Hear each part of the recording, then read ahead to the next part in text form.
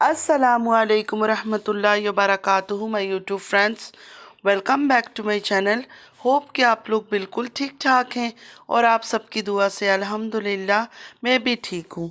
और अल्लाह पाक से यही दुआ है कि आप लोग हमेशा सही सलामत रहे, खुश रहे अपने अपने घरों में अपनी फैमिली के साथ। आमीन सुम्मा आमीन। नमाज़ पढ़ा कीजिएगा, नमाज हम पर फ़र्ज़ है। अगर आप लोग को मेरी वीडियो अच्छी लगती है तो लाइक, सब्सक्राइब और शेयर ज़रूर कीजिएगा। और चैनल पे जो भी न्यू आ रहे हैं आपसे भी रिक्वेस्ट है कि प्लीज़ लाइक, सब्सक्राइब और शेयर ज़रूर कीजिए। बेल आइकन को हिट करना मत भूलिएगा कि जब भी मैं कोई वीडियो अपलोड करूं आप लोगों को नोटिफिकेशन मिलती रहे और पूरा वीडियो आप लोगों ने वॉच करनी है। आज का रिएक्शन हम स्टार्ट करेंगे हमारी तारा से, क्योंकि तारा का फिर से रोना धोना हो गया है स्टार्ट। आज तारा फिर से उदास थी साजिद भाई की वजह से, और तारा ने अपना जो दर्द था वो शेयर किया अपनी यूट्यूब फैमिली के साथ। तो आज ऐसे हुआ, सुबह सुबह साजिद भाई ने बच्चों को स्कूल छोड़ा, उसके बाद तारा को सारी शॉपिंग करवाई। तारा ने अपने आसमान चैनल के लिए लाइटें खरीदी। पता नहीं ये औरत इतनी लाइटें क्यों खरीद रही है उस चैनल के लिए। जिस दिन से वो चैनल स्टार्ट हुआ है बस लाइटों का ही काम है। कभी कैंडल खरीद रही है। मतलब तारा का आसमान जो चैनल बना है ना, उसका घर की लाइटों से काम नहीं चलता है। उसके लिए एक्स्ट्रा लाइटें लेनी पड़ती, मतलब सिर्फ और सिर्फ उस चैनल पे काम करने के लिए अलग लाइटें खरीदनी पड़ती है, अलग अलग दिन के लिए अलग अलग लाइटें। कितनी क्रिएटिव औरत है ना। अच्छा, वही फर्नीचर, क्रोकरी, हर चीज़ देखा गया, सब चीज़ पसंद किया जा रहा है कि नया घर लेंगे तो मैं ये खरीदूंगी, मैं वो खरीदूंगी, ये चीज़ वो चीज़। तो मैं एक बात पूछना चाहती हूँ, अभी मतलब साल भी नहीं है तुमने सारे फर्नीचर नया खरीदा, सारे न्यू फर्नीचर खरीदा जब इस घर पे शिफ्ट हुई हो। तो तुम्हारे पास अगर इतने पैसे जो तुम संभाल नहीं सकती हो, तो कोई नेकी का काम ही कर जाओ। इतने इतने गरीब लोग हैं पाकिस्तान में, ऐसे बेघर हैं जिनके पास रहने को जगह नहीं है, खाने को रोटी नहीं है, पहनने को कपड़े नहीं है। जाओ जाके उनको थोड़ा बांट दो, कपड़े खरीद के दे दो, राशन खरीद के दे दो, ये सब चीज़ें करो। ये तुम्हारे लिए भी अच्छा होगा, तुम्हारे बच्चों के लिए भी अच्छा होगा। मतलब दुआएं देंगे गरीब, और वो दिल से दुआएं देते। जब किसी गरीब की मदद करती हो ना, जो सच में मजबूर है, तो वो दिल से और रूह से तुम्हें दुआ देते हैं। कभी तुम रोती हो कि पैसे ख़त्म हो गए हैं, पैसे नहीं है, गाड़ी बेच रही हूँ, ये कर रही हूँ, वो कर रही हूँ। कभी तुम शॉपिंग की प्लानिंग करती हो, कुछ समझ ही नहीं आता है। कम से कम एक ज़ुबान की तो राह करो, तभी तो लोग तुम्हारे पीछे इतनी बातें करते हैं। मतलब मजबूर हो जाते हैं इंसान तुम्हारे पीछे बातें करने के लिए। मतलब उस बंदे ने इनको शॉपिंग करवाया, बच्चों को स्कूल छोड़ा, इनको घर लेकर आया, घर में छोड़ा। अगर कोई और औरत होती, सबर शुक्र वाली होती, खुश हो जाती कि हाँ सुबह का पूरा टाइम देखो हस्बैंड ने मुझे दिया, घुमाया फिराया, शॉपिंग भी मैंने किया, फिर मैं घर आई हूँ। अगर फिर घर आने के बाद कोई बंदे को कोई काम होता है, आदमी है, आदमी कोई औरत बन के सारा दिन घर में गोद में तो नहीं बैठा रहता है।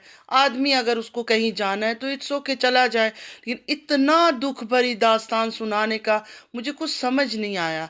लेकिन मुझे ऐसा लग रहा है कि इस बार विलेज जाके, लास्ट टाइम तो विलेज में हमने देखा था प्यार मोहब्बत इश्क की दास्तानें, इस बार मुझे लग रहा है कहानी में ट्विस्ट आएगा और कुछ नया देखने को मिलेगा इस दफ़ा की ट्रिप में। ऐसा लग रहा है कि इस दफ़ा का जो विलेज का ट्रिप होगा ना, सिर्फ शादी ही नहीं कि अलिशबा की शादी है, अपना भी कुछ ना कुछ एक्स्ट्रा कंटेंट क्रिएट करेगी और वहाँ दिखाने वाली है तारा हमें। तो तारा ने ये कहा कि हस्बैंड और मेरी लड़ाई हो गई है तो आज का ब्लॉग नहीं बना, क्योंकि उन्होंने बस वही अपना ड्यूटी पूरा किया और फिर वो बाहर चले गए। तो तारा का कहना है ये सब ऐसे ही होता है जब एक इंसान की दो बीवियाँ हो, ये नॉर्मल चीज़ें, ये सब ऐसा होता रहता है। दूसरी बीवी तो मेरे ख्याल में विलेज में है, तो वो आदमी गया कहाँ? ये जो तुम्हारा हस्बैंड है तारा, वो गया कहाँ? तुम कम से कम इतनी पैसे वाली औरत हो, कोई डिटेक्टिव लगाओ, कोई सीआईडी लगाओ, कोई जासूस लगाओ उसके पीछे, पता तो चले कि दूसरी बीवी तो विलेज में। देखो कराची से तो विलेज नहीं सफ़र कर सकता, इतना ट्रेवल तो वो कर नहीं सकता कि नहीं वो शाम को लौट के भी आ जाए। इतना तो तुम्हें भी पता है। तो आखिर वो कहाँ गया? कहीं ऐसा तो नहीं है कि तुमसे छुपते छुपाते कोई थर्ड वाली की तलाश में है, थर्ड मोहब्बत?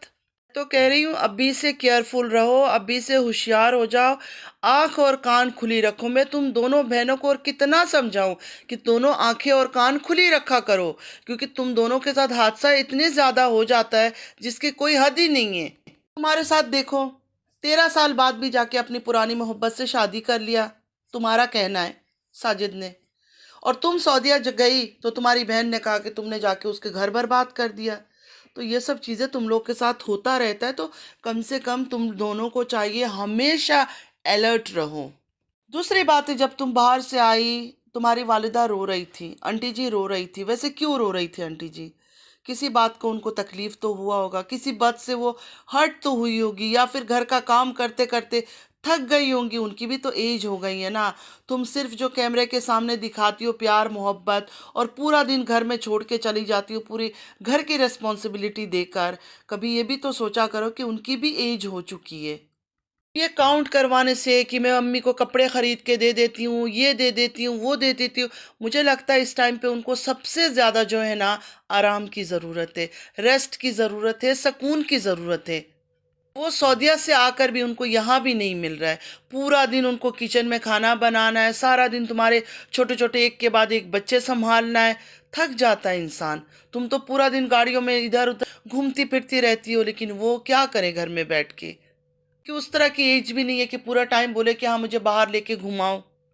तब इस एज में इंसान का दिल होता है, जब दिल होता है लेट जाओ, जब दिल होता है उठ जाओ, जब दिल होता है टीवी देख लो, जब दिल होता है जो भी करना है।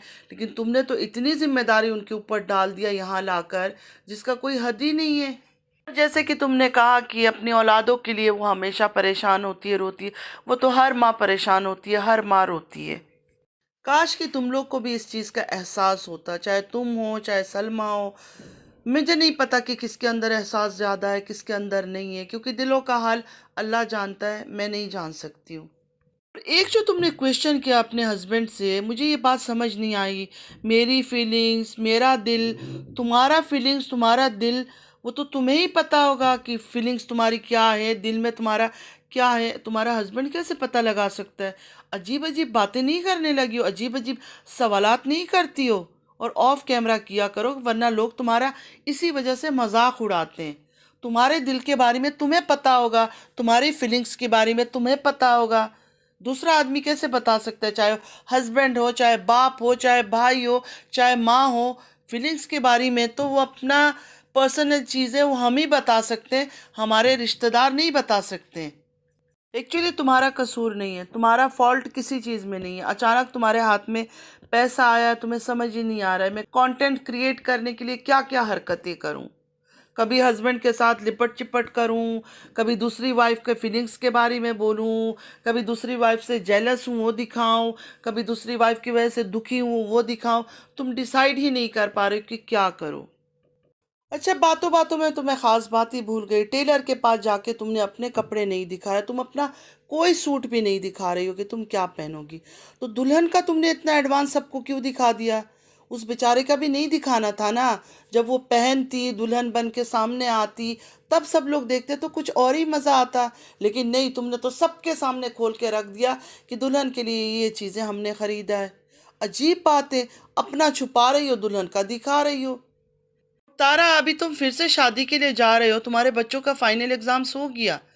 मतलब यहाँ तो मार्च अप्रैल में होता है, तो वहाँ क्या सिस्टम है मुझे नहीं पता। मैं इसको भी पता है, ज़रा प्लीज़ मुझे बताइएगा कि पाकिस्तान में जो बच्चों की जो फाइनल एग्ज़ाम्स है वो हो गए। तो फ्रेंड्स, आज के लिए बस इतना ही। आई होप कि आज का वीडियो आप लोगों को अच्छा लगा होगा। अगर अच्छा लगा है तो लाइक, सब्सक्राइब और शेयर ज़रूर कीजिएगा। और चैनल पे जो भी न्यू आ रहा है, आपसे भी रिक्वेस्ट है कि लाइक, सब्सक्राइब और शेयर ज़रूर कीजिए। बेल आइकन को हिट करना मत भूलिएगा कि जब भी मैं कोई वीडियो अपलोड करूँ आप लोगों को नोटिफिकेशन मिलती रहे। और प्लीज़ पूरा वीडियो ज़रूर वॉच कीजिएगा। जाते जाते यही कहूँगी, ज़िंदगी अल्लाह को राज़ी करने में गुजार दें, दुनिया को नहीं। क्योंकि दुनिया पल भर में साथ छोड़ जाती है और अल्लाह हर दम साथ निभाता है। नमाज़ पढ़ा कीजिएगा, नमाज हम पर फ़र्ज़ है, नमाज की कोई माफ़ी नहीं है। अल्लाह पाक हम सबको हक़ और सच के रास्ते में चलने की तौफ़ीक अता करे। आमीन सुम्मा आमीन। चलती हूँ, दुआ में याद रखिएगा। ज़िंदगी रही फिर मुलाकात होगी। अल्लाह हाफिज़।